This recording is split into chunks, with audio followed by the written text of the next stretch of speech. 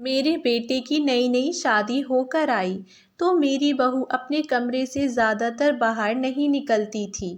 मुझे ये बड़ा ही अजीब लगता था। रोज रात को बहू के चीखने की आवाज़ें आती और जब कभी वे थोड़ा बहुत कमरे से निकलती तो हमेशा लड़खड़ा कर चलती। एक दिन जब मैंने ज़बरदस्ती उससे पूछा कि आखिर बात क्या है, तो वे रोते हुए बोली, माँ जी, आपका बेटा रोज़ अंग्रेजी फिल्म देखकर मेरे साथ, मेरा नाम सरला है, मेरे पति का देहांत 2 साल पहले हो चुका था, मेरा एक लौता ही बेटा है। 5 सालों से मेरा बेटा राघव दूसरे शहर में नौकरी कर रहा था, लेकिन जब मैंने उससे कहा कि बेटा इसी शहर में नौकरी ढूंढ ले, क्योंकि अब मैं अकेले रहकर बहुत परेशान हो चुकी थी और इस बुढ़ापे में मुझे भी अब किसी सहारे की ज़रूरत थी, तो मेरे कहने पर मेरे बेटे ने अपना मन मारकर इसी शहर में नौकरी ढूंढ ली।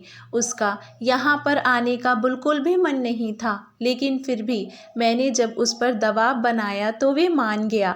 अब जब से मेरा बेटा मेरे पास रहकर ही नौकरी करने लगा था, मैं बहुत खुश थी। उसके यहाँ आने के कुछ दिनों बाद ही वे अपने एक दोस्त की शादी में गया।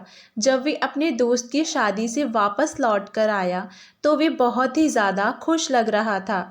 मैंने उससे उसकी खुशी का कारण पूछा तो उसने मेरी बातों को टाल दिया। 1-2 दिन के बाद ही मेरी बहन अनीता मेरे घर मुझसे मिलने के लिए आई और वे मेरे बेटे राघव के लिए एक बहुत ही सुंदर लड़की का रिश्ता भी लेकर आई। उसने कहा कि लड़की बहुत ही सुंदर और संस्कारी है और बहुत ही अच्छे घराने की भी है। मुझे भी रिश्ता बहुत जचा।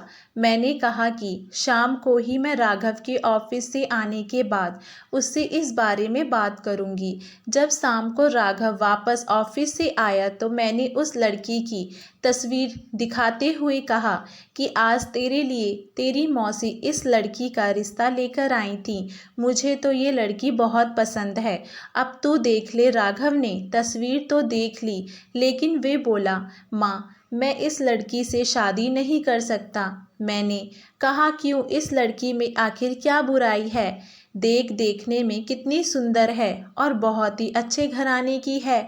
तो मेरी बात पर राघव बोला, माँ, दरअसल मुझे कोई दूसरी लड़की पसंद आ गई है। उसकी बात सुनकर मैं थोड़ा सा चौंक गई।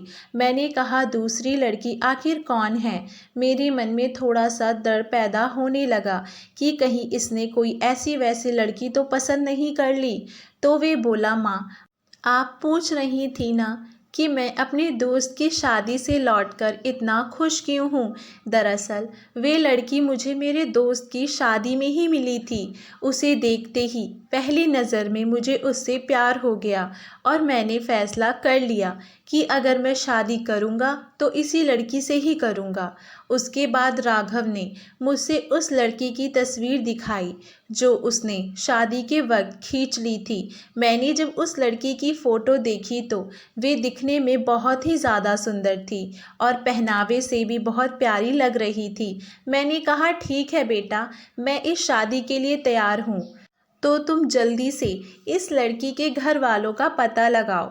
मैं खुद से जाकर इस रिश्ते की बात करूँगी।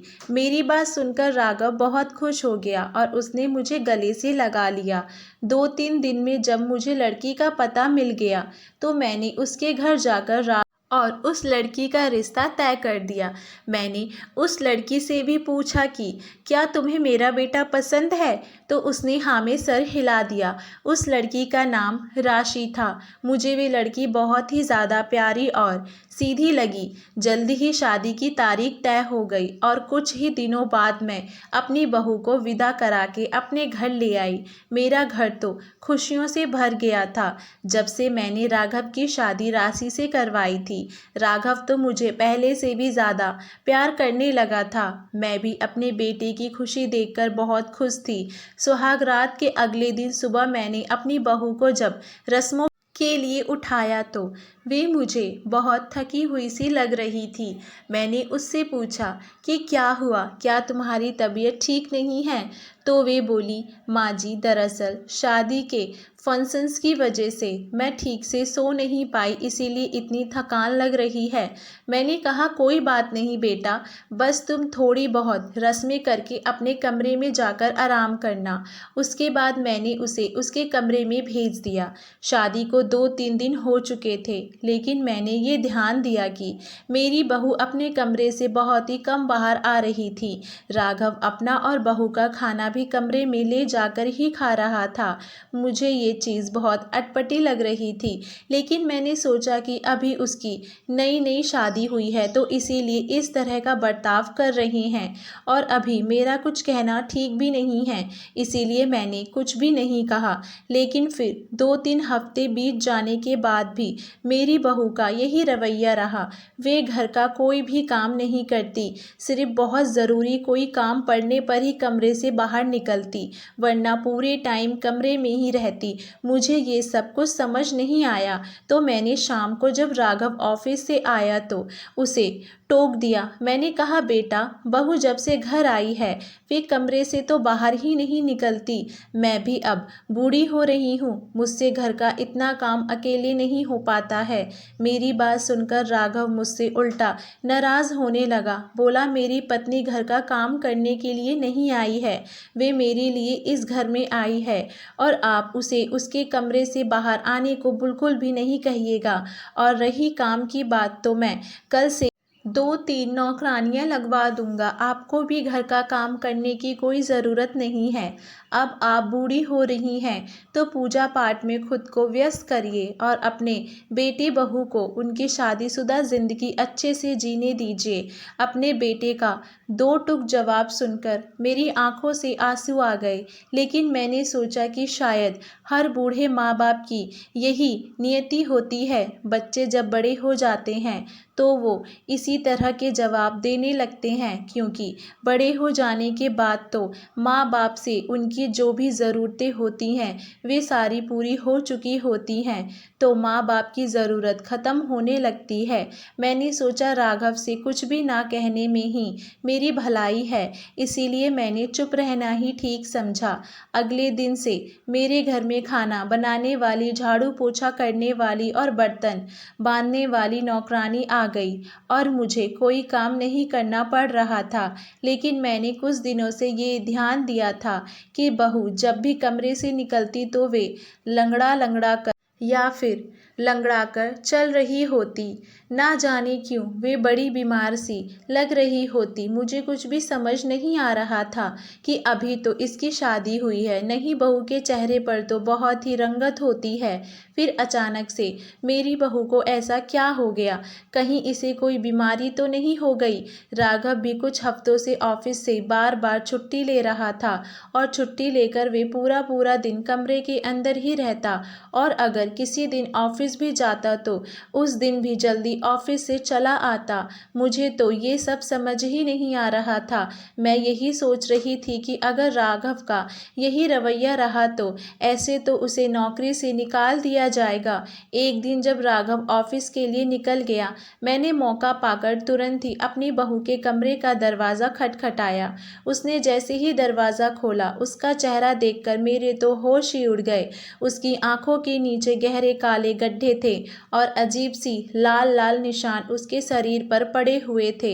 मैं उसे धीरे से उसके कमरे के बाहर लेकर हॉल में लेकर आई। वे अभी भी ठीक से चल नहीं पा रही थी। मैंने उसे प्यार से बैठाकर पूछा, बहू, मैं समझ सकती हूँ कि तुम्हारी अभी नई नई शादी हुई है, जिसमें हर पति पत्नी को ये लगता है कि वे हर वक्त एक दूसरे के साथ रहें और एक दूसरे के प्रेम में डूबे रहें, लेकिन सिर्फ प्यार से पेट नहीं भरता। अगर राघव इसी तरह से इतनी सारी छुट्टियां करता रहेगा तो उसे उसकी नौकरी से हाथ धोना पड़ेगा। मेरी तो वे कोई बात नहीं सुनता है, लेकिन तुम तो समझदार हो, तुम उसे क्यों नहीं समझाती हो? मेरी बात सुनकर राशि के हाथ अचानक से कँपाने लगे। वे लड़खड़ाते हुए शब्दों में बोली, माँ जी, मैं भी राघव जी से कुछ नहीं कह सकती हूँ, मुझे माफ़ कर दीजिए। मैंने कहा, बहू, राघव तो तुम्हें बहुत प्यार प्यार करता है, तुम मर उसे समझाओगी तो वे तुम्हारी बात ज़रूर मानेगा। मेरी इस बात पर मेरी बहू ने कुछ नहीं कहा, बस उसकी आंखों से एक आंसू नीचे गिर गया। ये देखकर मुझे कुछ भी समझ नहीं आया। मैंने उसका हाथ अपने हाथ में लेकर कहा, अगर तुम्हें कोई तकलीफ़ है तो तुम मुझे बता सकती हो, मैं भी तुम्हारी माँ समान ही हूँ। पर वे कुछ ना बोली। मैंने कहा, राशि, क्या तुम्हें कोई शारीरिक परेशानी है? मेरी ये बात सुनकर की आंखों से आंसू की धारा बहने लगी और जैसे ही उसने मुझे कुछ बताने के लिए मुंह खोला, तभी राघव ऑफिस से आ गया। उसने जैसे ही राशि को मेरे साथ बैठा हुआ देखा, वे बहुत बुरी तरह से राशि के ऊपर चिल्लाया कि तुम कमरे से बाहर क्या कर रही हो, अभी के अभी अंदर जाओ। उसकी बात सुनते ही राशि घबराकर कमरे के अंदर चली गई। अपने बेटे का ये बर्ताव देखकर तो मैं दंग ही रह गई। मैंने कहा, क्या तुम्हारा दिमाग खराब हो गया है? वे मेरी बहू है, क्या मैं उसके साथ कुछ देर बैठकर बातें भी नहीं कर सकती? मेरी इस बात पर राघव बोला, देखो मम्मी, कान खोलकर एक बात सुन लो, आप अपने बाहर के कामों पर ध्यान दीजिए। मेरे पति पत्नी के बीच आपको आने की कोई भी ज़रूरत नहीं है। मैंने कहा, क्या तुम पागल हो गए हो? तुम्हें राशि की हालत दिखाई नहीं दे रही? वे मुझसे बोला, मुझे उसकी हालत बहुत अच्छे से दिख रही है और मैं उसका बहुत अच्छे से ख्याल रख रहा हूँ, इसीलिए आप उसकी चिंता बिल्कुल भी मत कीजिए। उसके बाद राघव ने प्लेट में खाना लगाया और अपने कमरे में चला गया। ये सब आखिर क्या हो रहा था? मुझे तो कुछ समझ में ही नहीं आ रहा था। उसी रात मुझे अचानक से प्यास लगी तो मैं पानी पीने के लिए किचन में गई। तभी मुझे मेरी बहू के चीखने की आवाज़ सुनाई दी। मैं धीरे से जाकर अपने बेटे के कमरे के बाहर खड़ी हुई तो मेरी बाहर चीखों की आवाज़ आ रही थी। तब तो मुझे बहुत ही अजीब सा लगने लगा। मुझे कुछ समझ नहीं आ रहा था कि आखिर मेरा बेटा ऐसा क्या कर रहा है जिससे मेरी बहू की ये हालत हो रही है।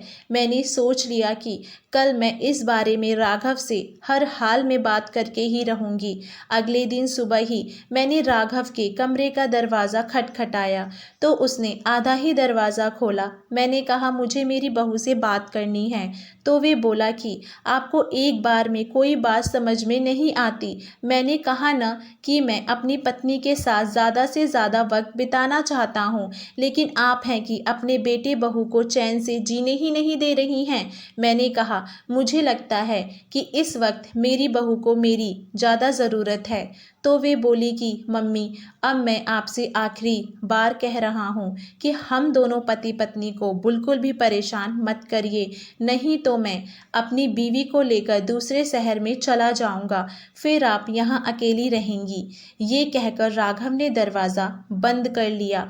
अब मुझे कुछ भी सूझ नहीं रहा था। फिर मैंने सोचा, क्यों ना मैं राशि के पापा को फ़ोन करके कहती हूँ कि वे कुछ दिनों के लिए राशि को अपने घर ले जाएं। मेरे कहने पर शाम को जब राशि के पापा उसे घर ले जाने वापस आए तो राघव ने हंगामा खड़ा कर दिया। उसने राशि को अपने पापा से मिलने तक नहीं दिया और उसके पापा की बहुत ज़्यादा बेइज्जती करके उन्हें घर से भगा दिया। जब राघव को ये पता चला कि राशि के पापा को मैंने बुलाया था तो उसने मेरे साथ बहुत बुरा बर्ताव किया। मैं यकीन ही नहीं कर पा रही थी, ये मेरा बेटा है। वे मुझसे बोला, कैसी माँ हैं आप, अपने ही बेटे की शादीशुदा ज़िंदगी खराब कर रही हैं। एक काम करिए, आप यहाँ से कुछ दिनों के लिए चले जाएं। आप बहुत दिन से मौसी के यहाँ नहीं गई हैं तो कुछ दिन वहाँ जाकर आराम से अपनी बहन के साथ रहिए और मुझे मेरी पत्नी के साथ अकेला छोड़ दीजिए। मुझे अब कुछ समझ नहीं आ रहा था कि मैं अपनी बहू की परेशानी का पता कैसे लगाऊं, लेकिन इस वक्त मैंने शांत रहने में ही अपनी भलाई समझी और सब कुछ भगवान के भरोसे छोड़ दिया। फिर धीरे धीरे इसी तरह से दिन बीत रहे थे और मैं हर रोज़ अपनी बहू की चीखें उसके कमरे से आते हुए सुन रही थी। अगले महीने ही मेरे बेटे को ऑफिस के लिए ज़रूरी काम से 2 दिन के लिए दूसरे शहर भेजा गया, लेकिन जब वे गया तो राशि को सख्त हिदायत देकर गया कि अगर वे कमरे से बाहर निकली और उसने मुझसे बात भी की तो उसके लिए बहुत बुरा होगा। साथ ही साथ मेरा बेटा यही हिनायत मुझे भी देकर गया, लेकिन मैं इतने दिनों से इसी मौके का इंतज़ार कर रही थी। वे जैसे ही गया, मैं तुरंत ही अपनी बहू को कमरे से बाहर निकालने पहुंच गई। उसके कमरे की हालत देखकर तो मेरे होश ही उड़ गए। कमरे का हाल ऐसा कर रखा था जैसे किसी के साथ जानवरों जैसा सलूक किया गया हो। मेरी बहू मेरे आगे रो रो कर गिड़गिड़ाने लगी, बोली, माँ जी, मुझे कमरे से बाहर मत निकालिए। अगर राघव को पता चल गया तो वे बहुत बुरा करेगा। मैंने अपनी बहू से कहा, तुम इतनी पढ़ी लिखी होकर इतनी डरपोक कैसे हो सकती हो? आज तुम्हें मुझे सारी सच्चाई बतानी होगी कि आखिर ये सब क्या हो रहा है। तुम्हें मेरी कसम है, जब मैंने अपनी बहू को कसम दी तो वे मेरे गले लगकर रोने लगी और फिर उसने मुझे जो कुछ बताया उसे सुनकर तो मेरे पैरों तले जमीन ही निकल गई। वे बोली, माँ जी, राघव हर रोज अंग्रेजी फिल्म देखकर मेरे साथ दिन में कई कई बार इतना कहकर वे फूट फूट कर रोने लगी। फिर वे बोली, और वे मेरे साथ जानवरों जैसा व्यवहार करता है, जैसा उन फिल्मों में दिखाया जाता है वे बिल्कुल वैसे ही करता है, चाहे मुझे कितनी ही तकलीफ़ क्यों ना हो। ऐसा लगता है कि वे मुझे इंसान तो समझता ही नहीं है, सिर्फ अपनी इच्छा पूर्ति का सामान समझता है। इसीलिए मेरी हालत ऐसी होती चली जा रही है।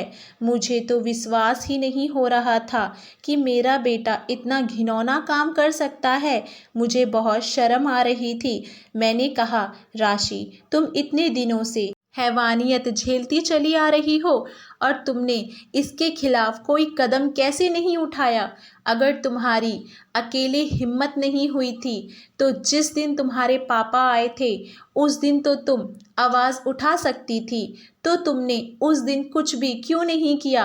राशि बोली, माँ जी, दरअसल मैं मजबूर हूँ, मैं राघव के खिलाफ नहीं जा सकती। मैंने कहा, आखिर तुम्हारी ऐसी क्या मजबूरी है?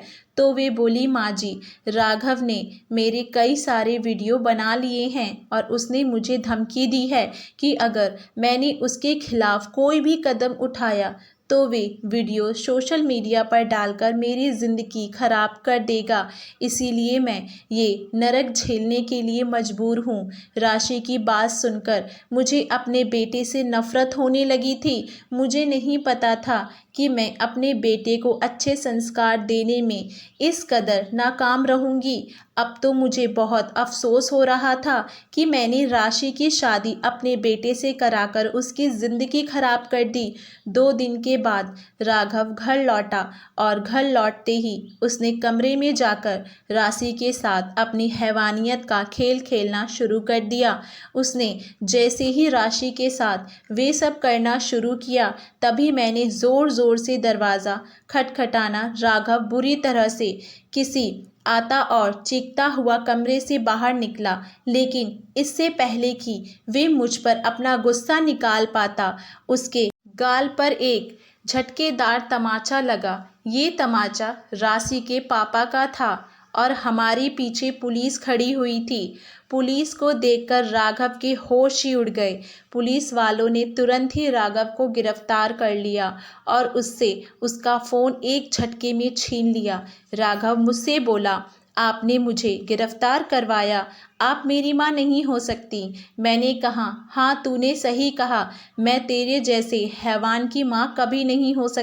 मैंने अंदर जाकर पहले अपनी बहू की हालत ठीक की, उसके बाद मैं उसे सहारा देकर बाहर लेकर आई। दरअसल जब राशि ने मुझे ये सच्चाई बताई, मैंने तभी फैसला कर लिया था कि मैं अपने बेटे को उसके किए की सज़ा हर हाल में दिलाकर रहूँगी। और मैंने उसी दिन राशि के पापा को फ़ोन करके सारी सच्चाई बता दी और उसने कह दिया था कि राघव के घर आते ही वे पुलिस को लेकर यहाँ आ जाए। राघव के फ़ोन से राशि के सारे वीडियोस हमने तुरंत ही डिलीट करवा दिए। राघव का जुर्म साबित हो चुका था, इसीलिए उसे जेल में भी डाल दिया गया, लेकिन साथ ही साथ उसका पूर्णवासी केंद्र में इलाज भी चल रहा था, क्योंकि वे ऐसा क्यों कर रहा था। जब इस बारे में पता लगाया गया तो पता चला कि बीते 5 साल जब वे दूसरे शहर में नौकरी कर रहा था तो उसकी कुछ लड़कियों से दोस्ती हो गई जो हर रोज़ इसी तरह की फिल्में देखा करते थे और इसके आदी हो गए थे। उसके बाद राघव के दिमाग में बस पूरे समय यही सब चलता रहता था और धीरे धीरे उसके अंदर से सामने वाले के दुख दर्द का एहसास पूरी तरह से ख़त्म हो गया। बस उसे सिर्फ अपनी इच्छा पूरी करने की ही जिद लगी रहती थी। ये एक प्रकार की मानसिक बीमारी होती है जिसका इंसान आदी हो जाता है। इसीलिए राघव सजा काटने के साथ साथ इलाज भी करवाया जा रहा था। मैंने राशि का अपने बेटे से तलाक करवा दिया और आज राशि की किसी दूसरी जगह पर शादी हो गई है और वे एक खुशहाल जीवन जी रही है। अपने बेटे से सारे रिश्ते ख़त्म करके मैं अब अपनी बहन के साथ रह रही हूँ। धन्यवाद दोस्तों। आपको हमारी कहानी कैसी लगी हमें नीचे कमेंट बॉक्स में अपनी राय ज़रूर बताइएगा और हमारे चैनल वानी वॉइस को लाइक शेयर सब्सक्राइब करना ना भूलें। अगर आप हमारे चैनल पर नए हैं तो हमारे चैनल को सब्सक्राइब ज़रूर करें।